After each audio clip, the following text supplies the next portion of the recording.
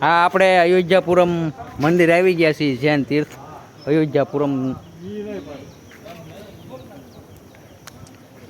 અને અહીંયા આયુર્વેદિક કેન્દ્ર દર્દીઓ માટે સારવાર ભરતભાઈ વેદ કરીને છે.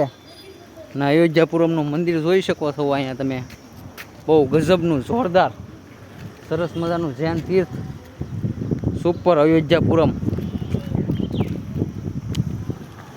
જોઈ શકો છો તમે. સરસ મજાનું લોકેશન અયોધ્યાપુરમ. બહુ સુપર આમ તમે જોઈ શકો ને, આમ અદ્ભુત કોતરણી કામ છે અહીંયા. અહીંયા મીઠી રાતે આવ્યા થાય એક વખત. બહુ જોરદાર અયોધ્યાપુરમ મંદિર છે. જોઈ શકો છો તમે અયોધ્યાપુરમ. અયોધ્યાપુરમના દર્શન કરો. જૈન તીર્થ કહેવાય. જોઈ શકો છો તમે અયોધ્યાપુરમ. અને શીતલ કુંડ જોઈ શકો છો અહીંયા તમે. બધું બહુ સુપર અદ્ભુત બહુ ગજબનું છે અયોધ્યાપુરમ.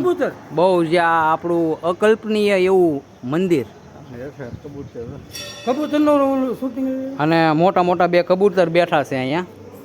બહુ સરસ મજાનું જોઈ શકો છો તમે. અશોકભાઈ અહીંયા પાસે ગયા છે. જોવો અશોકભાઈ પાસે વિડીયો જ આવે છે. સરસ મજાનું અકલ્પનીય મંદિર જે તમે કલ્પના ન કરી હોય એવું બહુ જૈન તીર્થ. બહુ જોરદાર જૈન તીર્થ છે. બહુ સરસ મજાનું જૈન તીર્થ.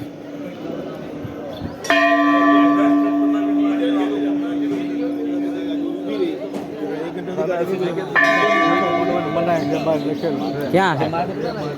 બહુ અદ્ભુત મંદિર છે. તમે જોઈ શકો છો. આ બધા પાડે છે જોવો ને.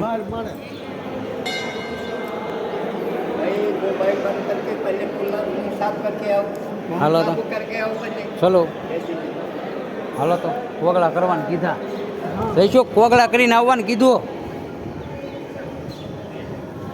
સરસ મજાનું જોઈ શકો છો તમે. કોગળા કરી નાખ્યું આપણે. ઘંટો વગાડો તો જો તો.